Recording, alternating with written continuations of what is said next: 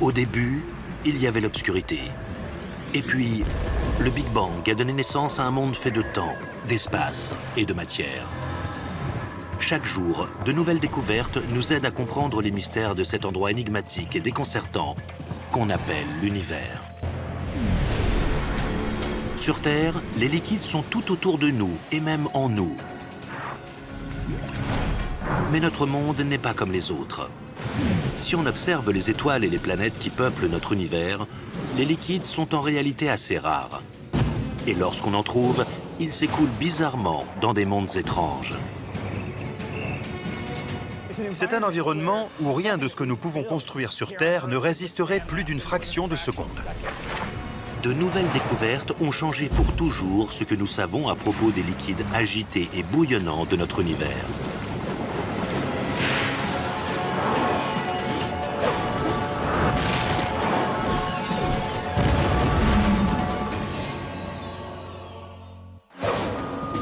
Les liquides couvrent près de 75% de la surface de la Terre. On peut les voir sortir du sol ou tomber du ciel. Et nous nous en servons pour alimenter nos villes en électricité et nos machines en énergie. Mais le reste de notre univers ne ressemble pas du tout à ça. Les liquides ne représentent qu'une minuscule fraction de toute la matière existante. La plus grande partie de l'univers est constituée de gaz, que ce soit des gaz interstellaires, ceux que l'on trouve entre les étoiles, les gaz qui constituent les étoiles, ou ceux de l'atmosphère des planètes. Les matériaux solides sont un autre type de matière. Les planètes sont faites de matériaux solides, mais il existe très peu de liquides. Et c'est justement ce qui est le plus rare dans l'univers qui semble être la chose la plus importante. S'il n'y avait aucun liquide dans l'univers, je doute du fait que la vie, en tout cas celle que nous connaissons sur Terre, serait apparue. En observant d'autres systèmes planétaires, on découvrira peut-être d'autres formes de vie qui n'utilisent pas de liquide pour survivre. Mais à l'heure actuelle, ça paraît difficile à concevoir. Où pouvons-nous trouver des liquides dans l'univers? Et de quoi ont-ils besoin pour pouvoir exister? On ne trouve des liquides que dans des endroits très spécifiques, où les températures et la pression sont optimales. Et sur Titan, la plus grande lune de Saturne, on retrouve ces conditions optimales. Titan est enveloppé d'une épaisse atmosphère 50 fois plus épaisse que celle de la Terre. Mais sous le ciel orange et brumeux, à peine éclairé par le lointain soleil et dominé par une vue incroyable sur Saturne, des lacs scintillent. Si on avait une caméra sur Titan et qu'on regardait les images du paysage, on pourrait se croire sur Terre. Sauf s'il y avait un thermomètre à l'écran nous montrant qu'en réalité, il fait des dizaines de degrés en dessous de zéro. Moins 178 degrés Celsius pour être exact. Et le liquide n'est pas de l'eau, mais du méthane. Quand on considère les différents mondes de notre système solaire, il n'y en a que deux qui ont des liquides à leur surface. Ces liquides à faible densité, qui peuvent couler et former des lacs, ce sont l'eau sur la Terre et le méthane sur Titan.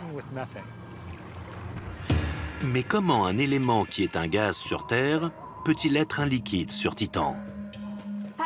Titan, ce n'est pas la Terre, et la plus grosse différence est la température. Titan est tellement éloignée du Soleil qu'elle ne reçoit que très peu d'énergie et il y fait donc extrêmement froid. Cela veut dire que les éléments sur Titan réagiront différemment que sur la Terre. On pourrait imaginer ce genre de scène sur Titan, mais le liquide qui battrait le rivage serait du méthane liquide.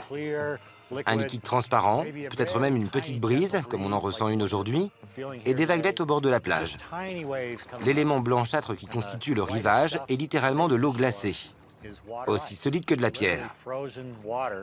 Alors qu'ici, on a de la roche et de l'eau, sur Titan, c'est de la glace dure, comme de la roche, et du méthane liquide. Évidemment, à d'aussi basses températures, l'eau se transforme en glace. Mais l'état que prend n'importe quelle sorte de matière, liquide, solide ou gazeux, dépend de la façon dont ces molécules, ces composants de base, interagissent entre elles. C'est un peu comme les différentes réactions que peuvent avoir des moutons au sein d'un troupeau en fonction des différentes conditions. On peut considérer ces moutons comme des atomes individuels ou des molécules d'eau. Tout comme les molécules d'eau, ils peuvent s'agencer en plusieurs formes. En ce moment, par exemple, ils sont plutôt regroupés. Ils ne bougent pas beaucoup. Ils sont dans leur enclos. Ils sont comme de l'eau à l'état solide. Ils sont de la glace. Dans un solide, les molécules sont très proches les unes des autres. Elles ne peuvent quasiment pas bouger du tout. Quand l'eau bout et qu'elle se transforme en vapeur, elle passe de l'état liquide à l'état gazeux. À l'état gazeux, les particules, les atomes ou les molécules se déplacent de manière chaotique et tout à fait aléatoire. Plus la température est élevée, plus elle bouge vite. Les moutons paissent dans un grand champ et ils sont libres d'aller où ils veulent. Ils ne restent pas nécessairement groupés. Ils peuvent aller vers la droite ou vers la gauche. C'est comme un état gazeux des moutons. Ils sont loin les uns des autres, il y a beaucoup d'espace entre eux et leurs mouvements ne sont pas restreints. Mais les liquides comme l'eau sont magiques. C'est un état entre deux, quelque part entre la structure rigide d'un solide et la dispersion d'un gaz. Dans un liquide, les atomes ou les molécules sont plus ou moins contraints par leurs voisins. Ils se déplacent ensemble. Ils peuvent se doubler, mais ils ont tendance à rester groupés. Quand les moutons sont en troupeau et regroupés par un berger pour les déplacer d'un endroit à un autre, c'est un peu comme l'état liquide.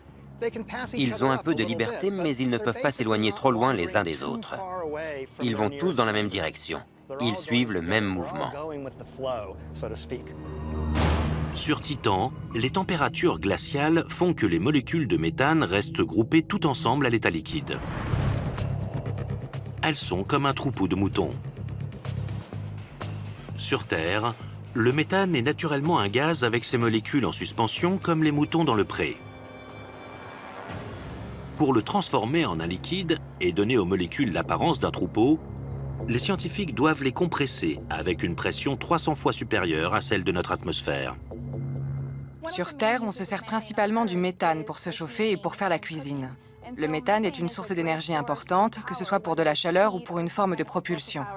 Le méthane liquide est une excellente source d'énergie et la NASA conduit des tests pour en faire un nouveau carburant pour ses fusées.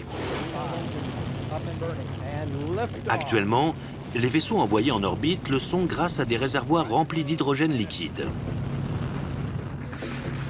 Le méthane liquide étant plus dense que l'hydrogène liquide, les lancements utilisant ce type de carburant seraient moins onéreux. Le méthane liquide brûle immédiatement grâce à la présence d'oxygène. Mais celui-ci étant absent de la surface de Titan, le méthane ne s'y consume pas. La Terre a de l'azote et de l'oxygène. Titan a de l'azote et du méthane. Il est curieux de constater que ce sont les deux seuls mondes de notre système solaire dont l'atmosphère est principalement constituée d'azote. En ce sens, Titan est notre sœur. L'oxygène serait un gaz hautement explosif sur Titan, car il y serait entouré de méthane. De la même façon que le méthane est explosif sur Terre, car il est entouré d'oxygène. Sur Titan, le méthane liquide se regroupe en mares parfois aussi grandes que les grands lacs des États-Unis. Sur Titan, on trouve beaucoup de lacs dans la région polaire nord. Il y en a un très grand nombre au nord, et seulement un seul dans le sud. On ne comprend pas trop pourquoi les lacs sont au nord, et qu'il y en a seulement un au sud. Pourquoi n'y a-t-il pas plus de lacs dans le sud? Une découverte récente nous apporte peut-être un début de réponse. En août 2009, les chercheurs ont détecté l'apparition soudaine de nuages orageux au niveau de l'équateur de Titan. Cela pourrait vouloir dire que le méthane liquide imite le cycle de l'eau sur Terre et s'évapore de certains lacs pour retomber ensuite en pluie et former de nouveaux lacs. Dans les paysages désertiques sur Terre, il se produit parfois de violents orages durant lesquels il pleut très fort et l'eau s'écoule dans les vallées asséchées.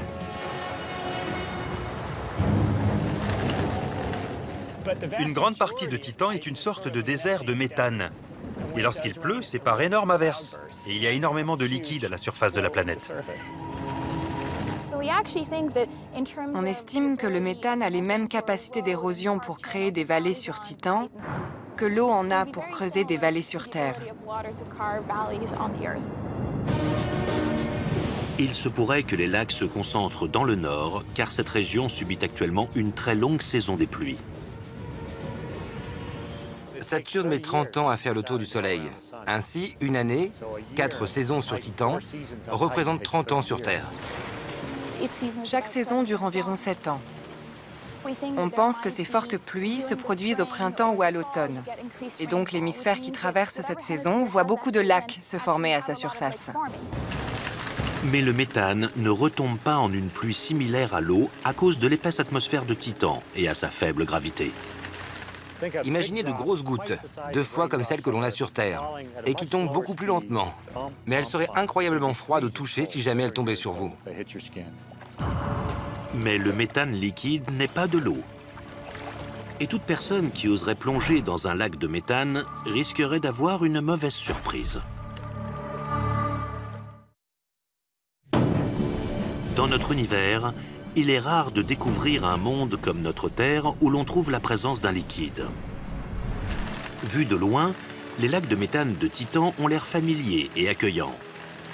Mais cet endroit est vraiment étrange. Pour commencer, le liquide qui constitue les lacs de Titan est plus d'une centaine de degrés en dessous de zéro. Et même si vous pouviez survivre au froid, nager dans un lac de méthane serait une expérience extrêmement choquante, pour une raison qui n'est pas particulièrement évidente.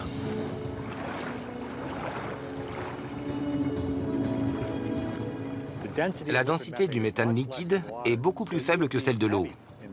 Vous seriez donc plus lourd et vous couleriez. Je pèse 90 kg et dans l'eau, mon poids est très proche de zéro. Dans du méthane liquide, je pèserai environ 36 kg. Maintenant, imaginez-vous nager dans un lac ou une piscine avec un poids de 36 kg attaché à la ceinture. Ce serait difficile. Et c'est à ça que ressemblerait la nage dans les lacs de Titan. Le méthane est si transparent que l'on pourrait penser que l'on regarde à travers de l'air liquide. Ce n'est pas le cas pour la plupart des lacs constitués d'eau. Mais l'opacité de l'eau n'est pas uniquement due à la pollution. Elle est aussi le résultat d'une caractéristique naturelle de l'eau qui s'avère vitale pour la vie sur Terre. Dans ce pichet, il y a de l'eau. On connaît tous les propriétés de l'eau.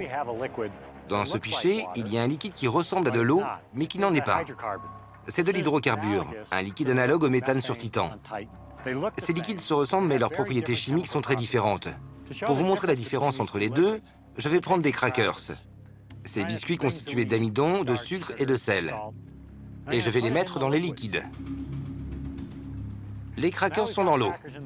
Maintenant que les crackers sont dans l'eau, je vais en mettre le même nombre dans le pichet d'hydrocarbures liquides. Étant donné la capacité de l'eau à dissoudre les éléments, elle est considérée comme un solvant puissant. À l'inverse, le méthane ne peut pas dissoudre les matériaux aussi facilement. Regardez comment les crackers ressortent. Ils sont toujours aussi croustillants que quand on les a plongés dans le pichet. Ce n'est pas un bon solvant.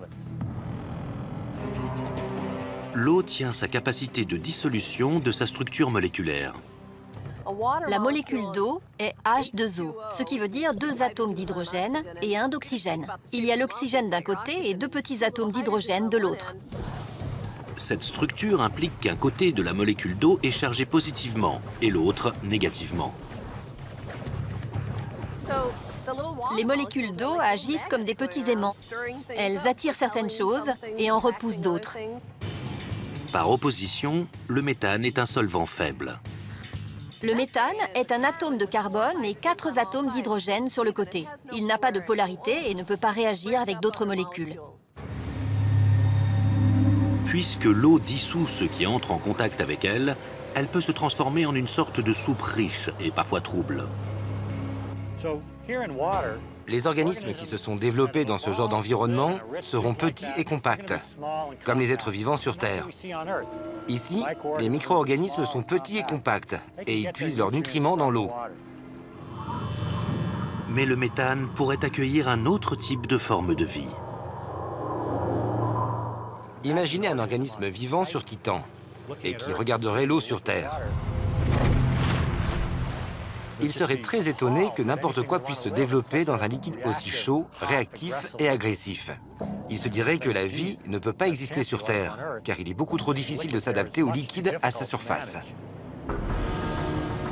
N'importe quel visiteur extraterrestre serait immédiatement attiré par Titan ou la Terre à cause de ces liquides qui coulent à leur surface.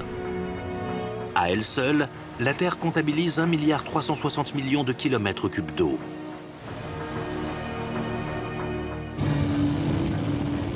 Mais cela pourrait ne pas impressionner les voyageurs interstellaires plus que ça, car aucune des 7 mers de notre planète n'est la plus grande ou la plus profonde étendue d'eau, même dans notre système solaire. Jupiter, la 5e planète de notre système solaire, cache une immense et étrange mer sous ses mystérieux nuages. Mais l'accès à ce liquide requiert un vaisseau à la technologie bien plus avancée que celle dont nous disposons aujourd'hui. Il faudrait qu'il soit capable de supporter une pression énorme et des températures encore plus élevées que celles de la surface du Soleil. 1400 fois plus grosse que la Terre, cette planète géante est principalement constituée d'hydrogène et d'hélium. Mais à des kilomètres en dessous des nuages, on arrive à un point où le poids de l'atmosphère devient si fort que les gaz se transforment en liquide. Beaucoup de liquide. Le voyage pour atteindre ce liquide commence à la limite extérieure de l'atmosphère de Jupiter, où la pression est presque équivalente à celle que l'on ressent sur Terre. Plonger dans Jupiter serait une expérience incroyable. On commencerait par traverser toutes ces couches de nuages où on trouve de l'ammoniac, du méthane et d'autres composants pleins de couleurs et de volutes qui forment des tempêtes. Cette explosion de couleurs est le signe d'un étrange mélange de produits chimiques en plus de l'hydrogène et de l'hélium. On rencontre beaucoup de composés de soufre différents dans l'atmosphère de Jupiter. Et au cours de la traversée des couches supérieures de son atmosphère, il y aurait une forte odeur d'œuf pourri. Le début du voyage vers Jupiter ne serait pas des plus agréables. Tout comme les passagers d'un avion de ligne amorçant sa descente vers la Terre, les passagers d'un vaisseau descendant vers Jupiter commenceraient par ressentir la pression dans leurs oreilles. Plus on pénètre à l'intérieur de la planète, plus la densité et la pression atmosphérique augmentent. Le gaz est de plus en plus compressé. C'est comme sur la Terre où la pression et la densité sont moins hautes dans les couches supérieures de l'atmosphère. Plus on descend, plus elles augmentent.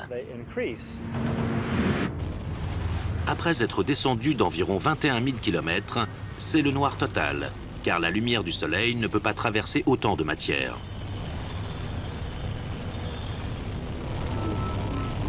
Puis, l'obscurité se lève et la luminosité vient des océans de Jupiter juste en dessous. On ne plonge pas dans les océans de Jupiter comme on plonge dans ceux de la Terre. C'est plutôt comme traverser un brouillard qui devient de plus en plus dense jusqu'à ne plus être différenciable d'un liquide très, très chaud. Ce liquide, c'est de l'hydrogène. Cette mer vaporeuse qui s'étend d'un horizon à l'autre est ce qui existe à la surface de Jupiter. Cela peut paraître inconcevable, mais cet étrange océan d'hydrogène liquide flotte au-dessus d'un liquide plus étrange encore.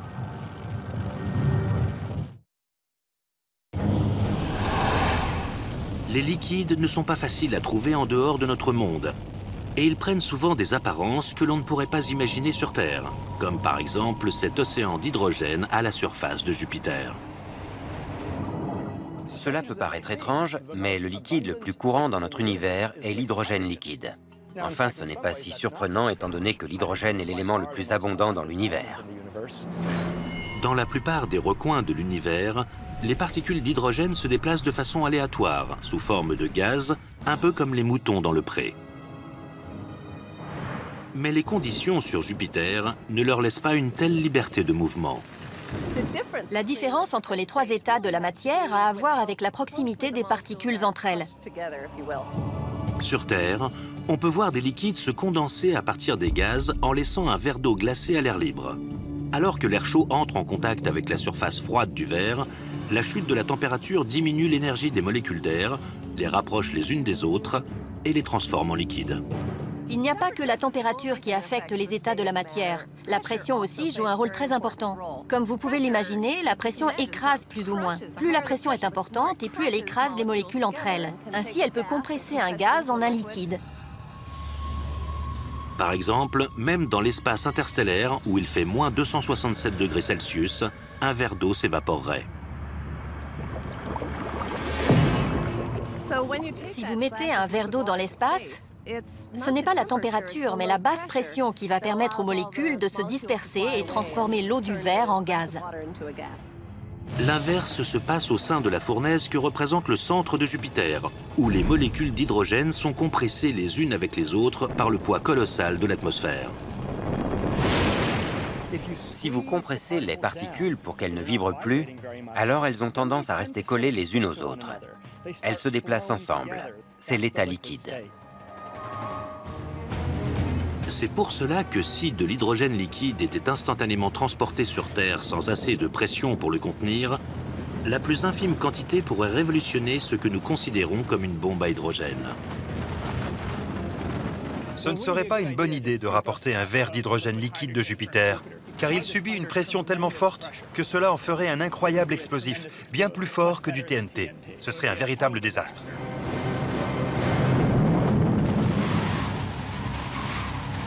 Dans l'océan d'hydrogène liquide de Jupiter, il fait près de 9500 degrés Celsius, soit encore plus chaud qu'à la surface du Soleil.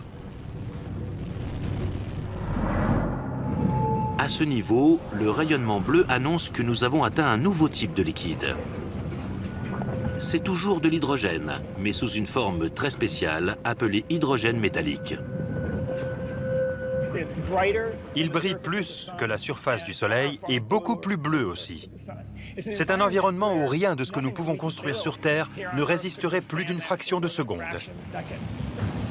Dans cet environnement extrême, les molécules d'hydrogène qui constituent les océans de Jupiter commencent à se comporter étrangement. Les molécules de l'hydrogène liquide classique se comportent comme ces moutons en troupeau. Ou encore mieux, comme dans un parc d'attractions, où les autos tamponneuses tournent sur leur piste. Ce qui fait qu'un liquide est liquide, c'est la capacité des molécules à glisser les unes contre les autres. Les atomes sont libres de leur mouvement, et ils se déplacent plus ou moins comme ces autos tamponneuses. Ils se déplacent librement, et leurs voisins changent en permanence. Dans l'atome d'hydrogène, qu'il soit sous forme gazeuse, liquide ou solide, un seul électron est accroché au noyau, attaché au siège conducteur de sa propre auto-tamponneuse atomique. Mais à la surface de l'enveloppe d'hydrogène liquide de Jupiter, à une profondeur où la pression est 3 millions de fois supérieure à celle de la Terre, les molécules d'hydrogène s'affolent. L'hydrogène liquide se transforme alors en hydrogène métallique. Cela signifie que l'hydrogène commence à pouvoir conduire la chaleur et l'électricité. Dans l'hydrogène métallique de Jupiter, les électrons vont de molécule en molécule, se séparant de leur noyau pour aller trouver un nouvel hôte. Ils transportent efficacement les charges électriques d'un endroit à un autre. Et c'est ce qu'on appelle le courant électrique. C'est ce qui permet au courant électrique d'exister. Vous ne voudriez pas être là au moment d'un gros éclair ou quelque chose du genre, car l'électricité se déplacerait très facilement à travers l'hydrogène métallique et elle vous grillerait en un instant.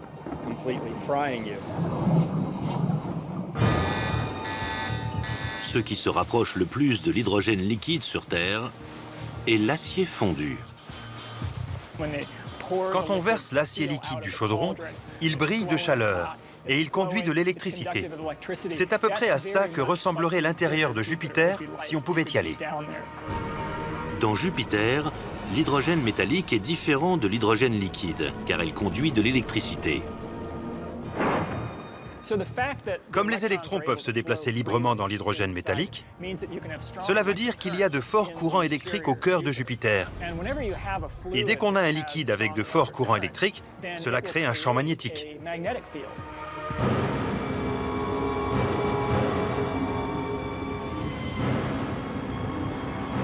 Sur plus de 6 millions de kilomètres dans toutes les directions, le champ magnétique de Jupiter attire puis détourne les particules énergétiques qui traversent naturellement le système solaire. Mais les champs magnétiques les plus grands et les plus puissants de l'univers sont générés par de curieux cadavres stellaires, les étoiles à neutrons. Ces champs magnétiques peuvent aussi être générés par un liquide.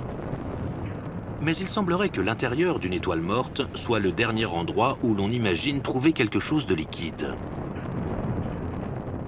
Une étoile à neutrons, c'est en réalité un très grand nombre de neutrons entassés le plus serré possible. On appelle ça de la matière dégénérée, car elle ne peut pas être plus compressée. La plupart des matériaux, si on appuie dessus, deviennent plus denses. Si on appuie encore plus fort, ils deviennent encore plus denses. Mais la matière dégénérée, si vous appuyez dessus, ne bouge pas. Les étoiles à neutrons font environ 20 km de diamètre, environ la taille d'une grande ville. Les étoiles à neutrons sont très massives. La masse est tellement compressée dans une si petite zone qu'elle déforme presque l'espace lui-même. On ne peut pas en visiter la surface. Tout ce que l'on peut construire avec des matériaux ordinaires serait immédiatement aplati et écrasé à la surface d'une étoile à neutrons. La gravité y est si forte que la chaîne de montagnes la plus haute à la surface d'une étoile à neutrons se mesure en millimètres. Un liquide pourrait-il exister dans un environnement aussi hostile? Étonnamment, il se pourrait que oui. Certains scientifiques pensent que les étoiles à neutrons n'ont pas un cœur solide. En réalité, leur intérieur se déplacerait tellement librement qu'il pourrait être rempli de ce que l'on appelle des superfluides, des liquides sans épaisseur ni viscosité. La viscosité mesure la résistance à l'écoulement d'un fluide. Un liquide à faible viscosité, comme de l'eau, coulera très facilement. Vous voyez la vitesse à laquelle elle se verse dans le bol? D'un autre côté, le miel est très visqueux. Plus le liquide est épais, visqueux, moins les choses peuvent se déplacer dedans.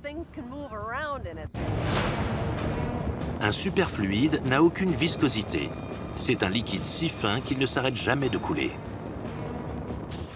L'étrange liquide au centre d'une étoile à neutrons a les propriétés d'un superfluide. Ce qui veut dire que si on pouvait provoquer une sorte de courant, si on pouvait créer un tourbillon dans l'étoile à neutrons, il continuerait de tourner indéfiniment. Il n'y a aucune viscosité qui permet de ralentir le mouvement. Certaines étoiles à neutrons tournent très vite, plusieurs fois par seconde. Et comme l'hydrogène métallique sur Jupiter, leur cœur superfluide déborde de particules énergétiques qui forment un champ électromagnétique très fort, des millions de fois supérieur à celui de Jupiter. Notre planète a son propre cœur liquide et agité. Bien que personne ne l'ait jamais vu, la vie sur Terre n'existerait pas sans lui.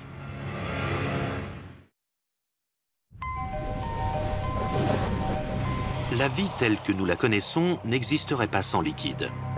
Sur Terre, on pourrait penser que c'est l'eau le liquide le plus important de tous. Mais il en existe un autre qui est tout aussi capital.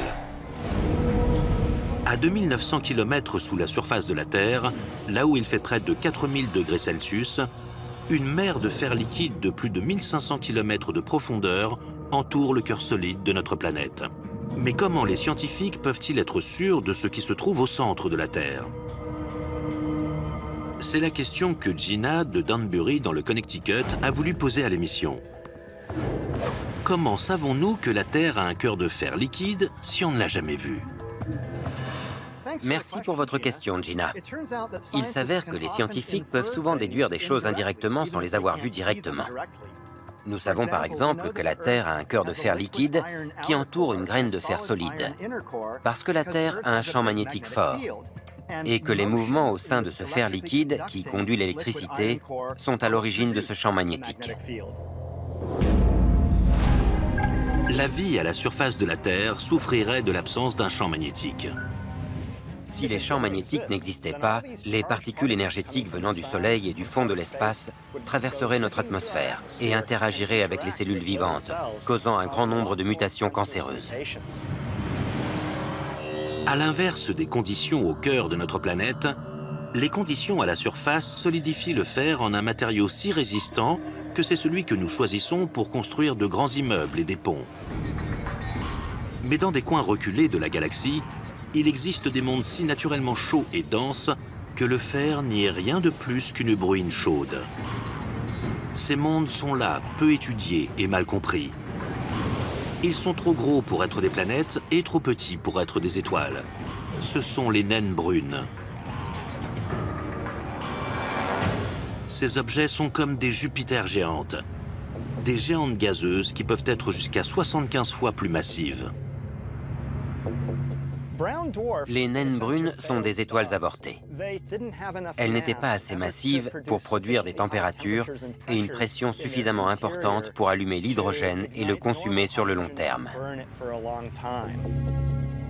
Mais ces objets restent très chauds. Et malgré leur nom, ils ne sont pas bruns. Si vous vous teniez à côté, vous les verriez briller d'un rouge orangé, à cause de la chaleur qu'elles dégagent. Vous seriez brûlé à côté d'une naine brune. Ces objets sont si chauds que leurs nuages ne sont pas constitués de vapeur d'eau, comme sur Terre, mais de vapeur de fer. À l'intérieur d'une naine brune, là où la pression est suffisamment forte, le gaz de fer peut se condenser en un liquide. Il peut même pleuvoir des gouttes de fer. C'est vraiment magnifique. Oui, il pleut du fer sur les naines brunes. Heureusement, sur Terre, il ne pleut pas de fer. Mais si c'était le cas, ce ne serait pas très agréable. Des gouttes de fer chaud qui vous tombent sur la tête, les bras et qui vous brûlent. En plus, ce serait très lourd. Imaginez recevoir des gouttelettes de fer à pleine vitesse sur la tête. Le fer liquide ne tombe jamais sur la Terre, mais il pourrait être en train de tomber un peu partout dans l'univers. Notre galaxie est remplie de naines brunes. Il y en a des dizaines de milliards, soit presque autant que de vraies étoiles. Mais notre galaxie est aussi remplie de mondes plus petits, plus rocheux et plus froids, comme la Terre. Une des plus incroyables découvertes faites dernièrement est celle d'une planète qui pourrait avoir de l'eau à sa surface. Cette planète se trouve dans un système en orbite autour de l'étoile Gliese 581, à environ 20 années-lumière de la Terre. La quatrième planète de ce système, appelée Gliese 581d, tourne tellement près de son étoile qu'une année pour elle ne dure que 66 jours. Mais c'est une bonne chose si l'on veut découvrir une planète avec de l'eau à sa surface. Car Gliese 581 est une étoile plus petite et moins chaude que notre Soleil. Les estimations ont révélé que Gliese 581d est 10 fois plus massif que la Terre et possède un diamètre 2 fois plus important. Certains scientifiques estiment que cette masse supplémentaire pourrait être due à la présence de gaz, ce qui ferait de Gliese 581d une sœur des géantes gazeuses de notre système solaire, comme Jupiter, Saturne, Uranus et Neptune, avec beaucoup de gaz et très peu de liquide. Mais d'autres pensent que Gliese 581d est différente et plus similaire à la Terre. 10 fois la masse de la Terre, on peut atteindre ça en agglomérant de la matière rocheuse. Ce serait une planète que l'on surnommerait une super-Terre. Mais ça pourrait aussi être une mini-Neptune. Les avis sont toujours divisés. Mais c'est la première planète qui pourrait être comme la Terre, en plus gros. Avec une masse 10 fois supérieure à celle de la Terre, cette exoplanète pourrait s'avérer être un monde d'eau recouvert d'océans très profonds. La proximité de l'orbite de Gliese 581d implique que la force gravitationnelle de son étoile l'oblige à toujours lui présenter le même hémisphère. Il ne fait jamais nuit sur une moitié de la planète. À chaque fois que vous regardez la Lune, c'est le même côté que vous voyez. C'est ce qui arrive avec une planète aussi proche de son étoile. La partie sombre de la planète ne ressent jamais la chaleur de l'étoile et est peut-être recouverte de glace. De la même façon, il devrait y avoir des vents très puissants allant du côté chaud vers le côté froid de la planète. Et le vent crée des vagues, même sur la Terre, quand des bourrasques bousculent la surface de l'eau.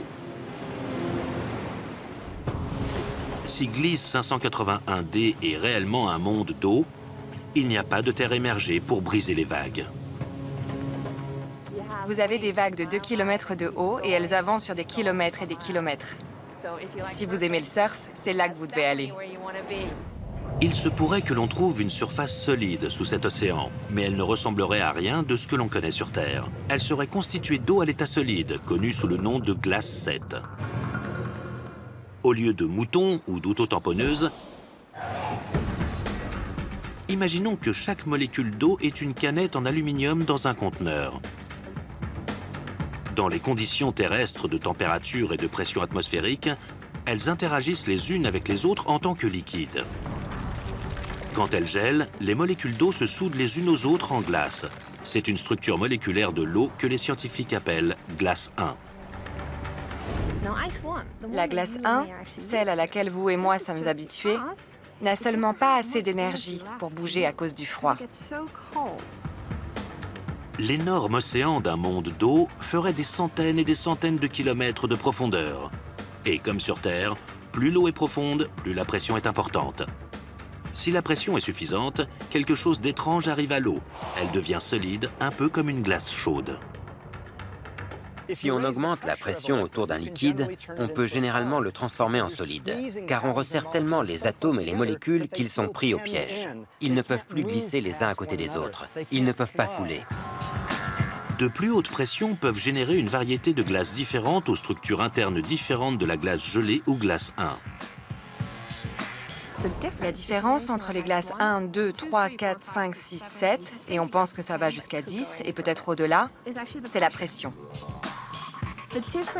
La différence entre ce que nous connaissons avec la glace 1 et les autres glaces, c'est que pour les autres glaces, c'est la pression qui joue le rôle dominant. Sur une planète si grosse, la pression de l'eau peut atteindre un niveau des millions de fois supérieur à ce que l'on peut ressentir n'importe où sur Terre. Cela veut dire que de la glace 7 pourrait se former sous les océans sur Gliese 581d. Si on plongeait là-bas, les 70% d'eau de notre corps se transformeraient en glace. Ce ne serait donc pas une très bonne idée. Pour l'instant, nous n'avons aucune technologie capable de plonger et d'explorer un tel monde. Mais si on ne fait que chercher de l'eau liquide, pas besoin de sortir de notre système solaire. Nous avons une voisine avec plus d'eau liquide que tous les océans de la Terre réunis. Dans l'univers des liquides, il ne paraît pas évident que du liquide soit présent sur le satellite de Jupiter, Europe. C'est un désert glacé, recouvert d'eau gelée et nervé de fissures. C'est comme quand on observe la glace sur les pôles terrestres. Le sommet est complètement gelé. Mais on peut observer un réseau de fissures à la surface qui laisse supposer que la glace flotte sur un liquide qui se trouverait en dessous. Et ce n'est pas une simple flaque d'eau. Sous une couche de glace d'environ 100 km, se trouve un océan profond lui aussi de 100 km. L'eau est en profondeur. Il faudrait creuser longtemps avant de pouvoir faire de la pêche sous la glace sur Europe. Plus petite que notre Lune et environ 3 fois plus loin du Soleil, la petite Europe traverse le champ magnétique de Jupiter au cours de son orbite. Mais c'est encore une autre force bien étrange qui empêche un monde si éloigné du Soleil d'être entièrement gelé. Elle tire son énergie de l'attraction gravitationnelle de Jupiter. Jupiter est très massive et elle génère des marées sur Europe de la même manière que notre Lune sur la Terre. L'attraction gravitationnelle de Jupiter ajoutée à celle des autres satellites qui l'entourent étire et écrase Europe. La friction qui en résulte réchauffe le centre du satellite et provoque sa fusion. Ainsi, l'intérieur d'Europe est entièrement constitué d'eau salée. C'est principalement de l'eau, du H2O, mais du sel et d'autres matériaux y sont dissous, tout comme dans nos océans où on trouve du sel et des minéraux. C'est la mer Morte en Israël qui correspondrait le mieux à l'eau que l'on trouve sur Europe, car c'est celle qui a la plus grande concentration en sel. Ce n'est pas là que vous iriez remplir votre bouteille. On retrouve des liquides dans les endroits les plus inattendus. Et rien ne saurait être plus surprenant qu'un liquide récemment découvert qui est presque aussi vieux que le temps lui-même. Il y a 14 milliards d'années, L'univers est né à partir de rien, après une éruption cosmique connue de tous, le Big Bang. Il commença son expansion infinie, et les particules et les gaz commencèrent à refroidir, puis s'agglomérèrent en étoiles, en systèmes planétaires et en galaxies. Mais remontons le temps jusqu'à juste après le Big Bang, avant que les protons et les électrons ne s'assemblent pour former les premiers atomes.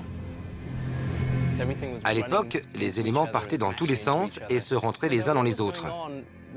Les particules n'avaient pas l'occasion de ralentir et de s'agglomérer pour former les choses que l'on connaît aujourd'hui.